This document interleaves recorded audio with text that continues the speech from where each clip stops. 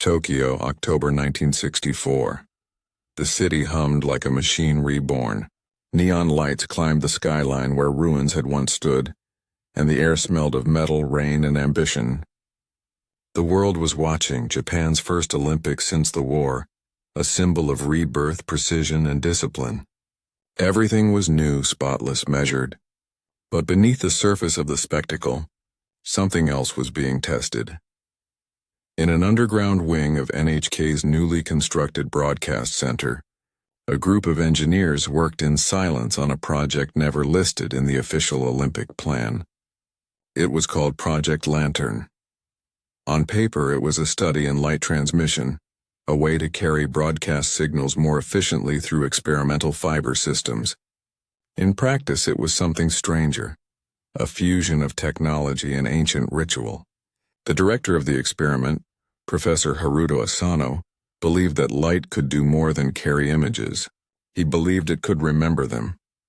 Haruto was quiet, meticulous, always in motion yet somehow distant. The younger technicians called him Sensei of Ghosts, half-jokingly, because he insisted that light left traces of every moment it touched. Every photon, he told them, is a witness. On the night before the opening ceremony, Haruto stayed alone in the lab.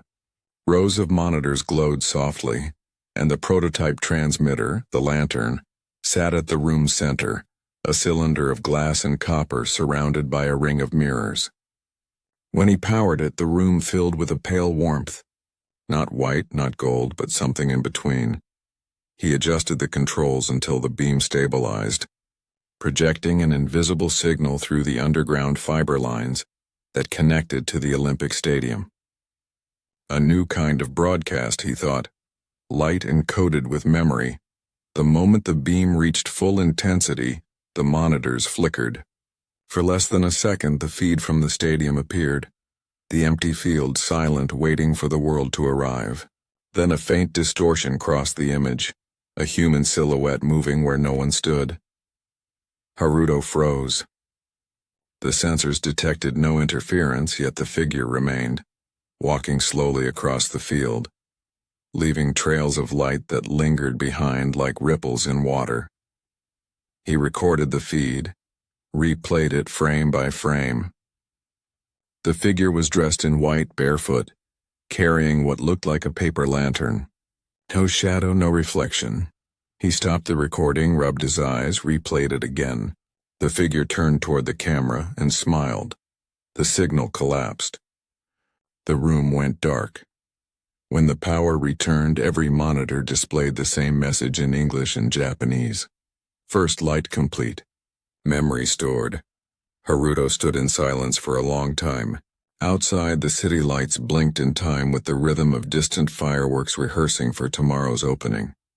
He whispered to no one, "We opened it too soon." The morning of the opening ceremony dawned clear and metallic, the kind of Tokyo sky that looked engineered rather than born. Streets filled with spectators waving flags, cameras flashing from every balcony. The entire city seemed to breathe in unison as the Olympic flame made its slow ascent toward the stadium. Inside the underground lab, Haruto watched the feed on a wall of monitors. Rows of technicians adjusted dials and frequencies, ensuring that the signal from Project Lantern would synchronize with the main broadcast. He told the committee that the device would enhance clarity. They hadn't asked how. At 1 p.m., the order came from above. "Begin transmission." Haruto nodded to his team. The glass cylinder flickered to life, its pale light blooming until it painted every surface with shifting patterns. For a moment, the air itself seemed to move. The monitors brightened, showing the ceremony's opening march. Athletes from around the world stepping into the arena, colors blazing. The sound was perfect, the image crystalline. Then, in the corner of one screen, a thread of brightness escaped from the broadcast frame, curling upward like smoke. Haruto leaned forward. The distortion formed briefly into the shape of a person carrying a paper lantern, gliding behind the athletes. No one in the stadium seemed to notice. "Freeze frame," he said. The technician obeyed, but the image refused to stop. The figure kept moving, walking between frozen moments untouched by the command. The team exchanged nervous glances. Haruto's pulse quickened. "Continue," he whispered. "Let it play." On the main feed, the torch relay entered the arena. The crowd roared, but the sound inside the lab dropped to a low hum. The lantern's core pulsed faster. Across the monitors, faint after-images began to appear. Copies of the athletes, echoing slightly behind their movements, like reflections lagging in time. A junior engineer shouted that the signal strength was doubling, then tripling. "It's feeding on itself." Haruto adjusted the controls, but the readings were impossible. The lantern was transmitting more data than the system could generate. It was drawing from somewhere else. The lights dimmed. For a brief instant, every camera broadcasting the ceremony around the world flickered with the same ghostly image. A white figure holding a lantern, standing in the middle of the track. Then the signal normalized. The crowd above cheered, unaware. But in the NHK control center, several operators reported a second feed appearing on their backup monitors. It showed the same stadium, yet empty. No people, no flags, only the pale figure walking the lanes, lighting each step with a flame that left no smoke. The feed lasted 12 seconds. When it ended, every recording device in the facility failed simultaneously. After the ceremony, Haruto sealed the lantern in its chamber and ordered the lab locked. He told his team to forget what they'd seen. But that night, as he walked home through Shinjuku's neon glare, he noticed a glow at the edge of his vision, a faint paper light following him, hovering just behind the reflections of passing cars. He stopped beneath a street lamp and turned. Nothing. Yet in the reflection of the shop window beside him, a single lantern burned, steady and white. When he blinked, it was gone. 2 nights after the ceremony, the technicians returned to the underground lab to perform routine diagnostics. Everything appeared normal until they powered the lantern's console. The equipment came alive without command, the dials spinning as though guided by invisible hands. A pale glow filled the room, weak but constant, and the monitors began to display a repeating image of the stadium. Empty, silent, filmed from an angle no one recognized. Haruto arrived within minutes. He dismissed the others and sat before the console, watching the ghostly feed. Each frame shimmered as if shot through water. He noticed that the floodlights in the image flickered in patterns. 12 blinks, pause, 12 again, too regular to be error. He wrote the sequence down. When he cross-checked the timing with Tokyo's electrical grid data, he found an anomaly. Every 12 seconds, a small surge pulsed through the network, originating not from the power plant, but from within the fiber line that carried the Olympic broadcasts. The lantern's signal had fused with the city's current. That night, districts across Tokyo experienced brief power fluctuations. Residents reported household lights dimming and brightening in rhythm, always 12 times. Some said the bulbs glowed longer after being switched off, leaving faint silhouettes of rooms that no longer matched their present shape. Haruto kept notes in a private log. The anomalies fascinated and frightened him. He returned to the lab alone, running the lantern at low power, tracing the feedback loops that now linked it to the grid. On the oscilloscope, the pattern resembled a heartbeat. He whispered to the empty room, "You are alive, aren't you?" The waveform pulsed once in answer. He switched off the machine and sat in the dark listening. In the distance, beyond the hum of the generators, he thought he heard footsteps, slow, deliberate, circling the perimeter of the chamber. The sound stopped whenever he looked toward it. In the following days, the ministry requested a report. Haruto kept his answers technical, omitting any mention of figures or rhythms. Yet rumors began to circulate through NHK. Operators claiming to see reflections that weren't their own in the control room glass, athletes on replay footage whose eyes glowed faintly under the stadium lights. One engineer, Junpei, brought Haruto a reel he swore had recorded itself overnight. It showed downtown Tokyo filmed from above, the streets almost empty, and along every main avenue tiny points of light moved slowly in parallel. Lanterns, hundreds of them, gliding like fireflies toward the same direction, the stadium. Haruto watched the reel until dawn. On the final frame, the procession reached the gates and vanished into darkness, leaving behind a single word imprinted across the bottom of the film strip. Ji-yi. Memory. He went outside as the sun rose over the city. The air shimmered, warm and heavy. In every window of the buildings across the street, for a moment only, he saw the faint reflection of paper lanterns drifting upward, as if the city itself were breathing light. By the end of October, the city had started to notice. It began with stories in the small newspapers, odd reports of light seen moving through alleys at night, white and steady, like silent paper lanterns floating just above the ground. The police called them tricks of reflection from the new neon signs, but the pattern kept repeating. 12 glows, a pause, 12 again. Haruto tried to ignore it. He buried himself in post-Olympic reports, reviewing signal data that no one else wanted to read. Every file carried the same irregular interval, as though the city's electrical heartbeat had been replaced by the lantern's rhythm. He told himself it was coincidence, a loop of interference that would fade with time. One evening, Junpei burst into his office carrying a portable recorder. "Sensei, listen," he said. The tape hissed, then filled with a soft sound. Footsteps on gravel, slow and rhythmic. Beneath them came voices, hundreds of whispers overlapping in perfect time, speaking the same phrase in Japanese, English, and fragments of other languages. Haruto could barely make out the words. "We remember the light." Junpei said he had left the recorder on during a maintenance shift near the lantern chamber. No one else had been there. That night, the surges increased. Across Tokyo, the lights of office towers and billboards blinked together, 12 times every hour. People stopped in the streets to watch, uneasy but mesmerized. For the first time, the rhythm was visible. From the air, rings of illumination, spreading from the stadium outward through the city grid like ripples in water. Haruto stood at his window and watched the pulses travel across the skyline. Each time the glow reached his building, his reflection in the glass lagged behind for an instant, as though another version of himself were trying to catch up. He returned to the lab before dawn.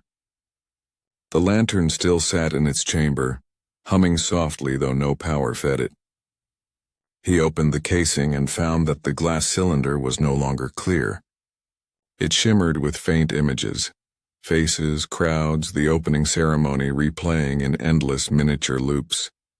When he touched the surface, the loop stopped. The light settled into a single frame, a close-up of the figure carrying the lantern, eyes gentle, mouth almost smiling. He whispered, "What are you?" A voice came through the speaker, his own voice delayed by half a second. "We are what remains when light remembers." The lantern brightened, filling the chamber with a soft radiance that felt neither hot nor cold. Haruto backed away, shielding his eyes. For a heartbeat, he saw silhouettes forming in the glow.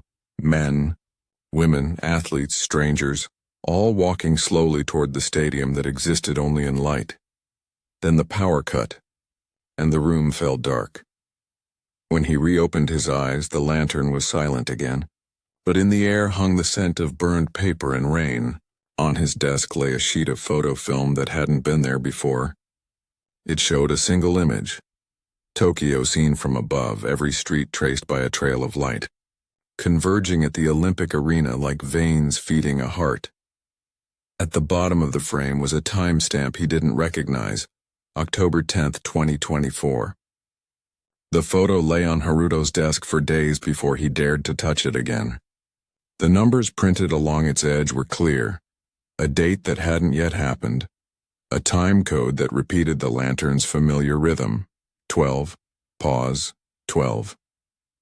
Every instinct told him it was a trick of exposure, an accident of light.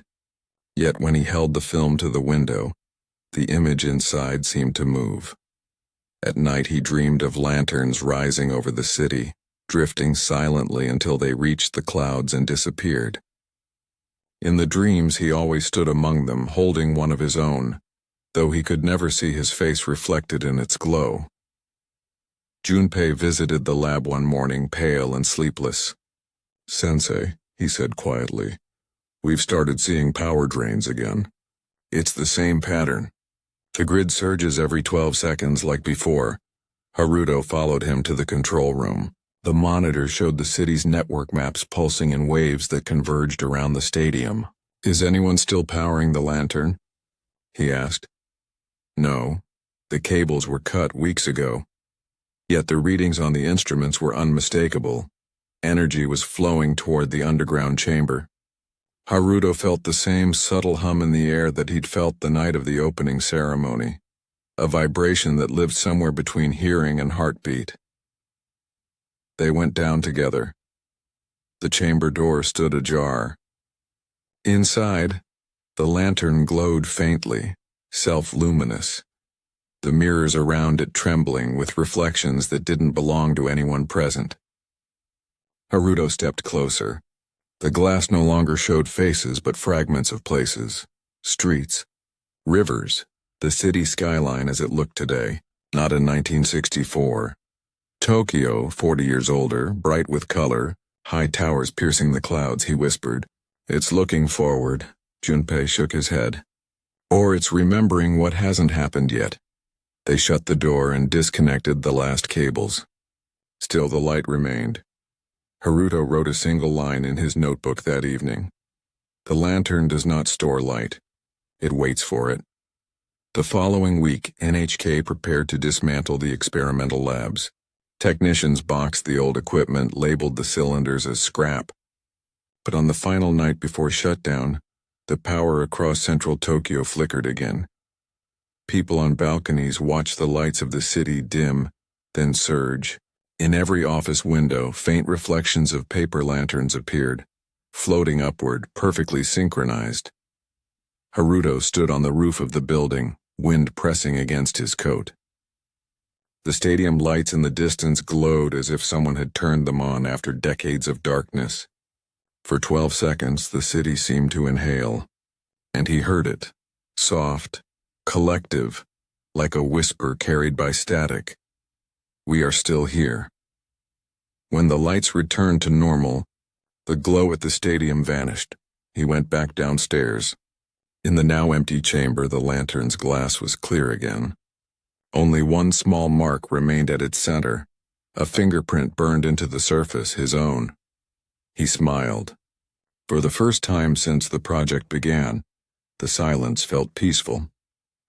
The machine had finished remembering. Haruto locked the chamber and left the key on the door. Outside, the streets shimmered under light rain. The reflections in the puddles wavered like lanterns carried by unseen hands. He walked home through them, the rhythm of his steps unconsciously matching the pattern that had haunted the city for months. 12 beats, a pause, 12 more. By the time he reached his street, the sky was clearing. Neon signs flickered one by one into brightness. In the glass of a store window, his reflection smiled back at him, not delayed, not doubled, just there, he whispered to it. "You can rest now." The reflection nodded, and for the first time since the games began, the city's lights stayed steady all night. Haruto woke before dawn, certain that someone had called his name. The apartment was silent except for the hum of the refrigerator and the whisper of rain against the glass. He went to the window. The street lamps flickered in and out of focus through the drizzle. 12 flashes, a pause, 12 again. He didn't bother with coffee. By instinct, he returned to the NHK building, moving through corridors that smelled of metal and disinfectant. The guards no longer asked for his badge. They had seen him often enough these last weeks to know that the scientist with the tired eyes was harmless. Down in the basement, the air was colder. The door to the lantern chamber stood open, though it had been locked the night before. Inside, faint traces of soot darkened the floor in a perfect circle, as if something had burned there without heat. The machine itself was inert, glass dim, mirrors dark. He sat at the control desk and placed his hand on the cylinder. The glass was warm. A single pulse of light traveled through it, slow and deliberate like a breath. He heard his own voice inside his head. No echo, just a memory. We are what remains when light remembers, he whispered to the empty air. Then remember me kindly. Outside the lab, Tokyo was beginning to stir. Neon signs blinked awake. Trains shuddered along their tracks, and in the first light of morning the air seemed to hum with invisible rhythm. At 10, Junpei burst into the lab, breathless. Sensei, the lantern isn't the only one. We found resonance in the stadium floodlights, the public screens, even the new advertising boards. They're all syncing to the same cycle. Haruto followed him upstairs to the control center. On the wall of monitors, live feeds from across the city glowed in the same muted tone, every image subtly slower than real time, each shadow slightly delayed. People walked through Shibuya Crossing, unaware that their reflections on the big screen moved half a heartbeat behind them. It's bleeding into the infrastructure, Haruto said. Every surface that carries light has become part of the memory. Junpei stared at him. Then what happens when night falls? No one had an answer. That evening, as darkness spread over Tokyo, the first wave began. Street by street, the electric lights dimmed to a warm lantern glow. Citizens gathered on rooftops and doorways in silence. The light rose and fell in gentle rhythm. Every reflection in every window showed the same distant figure walking along an invisible path, carrying a single white lantern. Haruto stood at the stadium's entrance, watching. The arena had been closed for weeks, but its floodlights were on, pulsing softly. He felt drawn toward them, as if the light itself were breathing in time with his heart. Inside, the field was empty. The running track gleamed as if freshly painted, and there, at the center, stood the lantern, though he knew it had never been moved from the lab. It glowed quietly, the same pale color as the moon above it. He walked down the steps and across the field. The closer he came, the more he felt a gentle pressure in the air, a kind of soundless vibration that lifted the hair on his arms. When he reached the device, he saw that its glass walls were filled with movement, faces, crowds, cities. But they weren't only from 1964. There were towers he didn't recognize, trains that had yet to exist, people dressed in colors and styles foreign to his time. The lantern was showing the future, or rather, what the light had already recorded of it. A voice spoke behind him. "You gave it away to see," Junpei said softly. Haruto turned. Junpei stood at the edge of the track, haloed by the rhythmic glow. "Sensei, what if it's not showing us time at all? What if it's showing us memory from every eye that ever looked into light?" Haruto smiled faintly. "Then it's not a machine. It's a mirror too large for one life."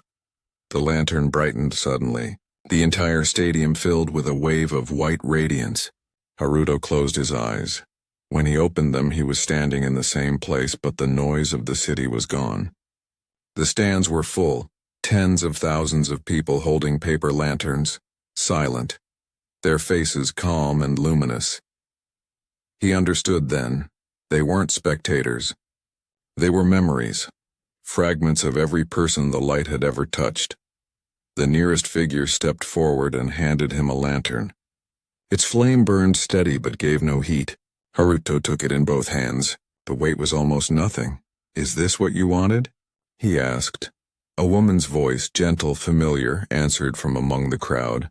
"You wanted to see what light remembers. Now you are part of it." He felt neither fear nor pain, only release. Around him the crowd lifted their lanterns in unison, and the glow rose upward like breath leaving the earth. When the radiance faded, the stadium was empty again. Only the faint smell of rain remained. At dawn, workers found Haruto lying on the track, eyes closed, hands clasped as though holding something invisible. The lantern's glass cylinder beside him was cold and dark. The power grid returned to normal that day. The lights of Tokyo blinked once, twice, then settled. The day after Haruto's death, the lantern chamber was sealed and marked for dismantling. NHK quietly removed the project from its archives. The official report listed the cause as equipment malfunction during post-Olympic testing. Only Junpei knew the truth, and even he wasn't certain what it meant. He stayed on a few more years, working ordinary broadcast shifts, but he could never forget that last morning. Sometimes when he was alone in a studio, the reflection in the control room glass lingered half a second too long. He'd tell himself it was exhaustion, nothing more. In 1970, he emigrated to Canada. He built a small electronics shop, married, raised 2 children. For decades, the memory of the lantern faded into something like a dream. Then one evening, while repairing an old color television, he saw it again. The set hummed to life, static rolling, and for exactly 12 seconds an image appeared. A bright stadium under a gray sky, the faint outline of a man standing at its center, holding a white paper lantern. The picture vanished before he could call anyone else to see. He unplugged the set and never turned it on again. Years passed. Tokyo grew into glass and steel, layers of light piled upon older light. The stadium was rebuilt, then rebuilt again. No one remembered the small underground room or the glass cylinder sealed beneath it. But the city kept its rhythm. 12 pulses, a pause, 12 more. Streetlights still flickered that way on some nights, and every engineer blamed a quirk of the grid. In 2024, a group of digital historians began scanning early Olympic footage for a virtual reality archive. Most of the films were fragile, faded reels from the 1960s. One, however, looked impossibly pristine. Opening ceremony, Tokyo 1964. When they loaded it into the restoration software, the frames reorganized themselves without command, the colors sharpening until the images seemed newly shot.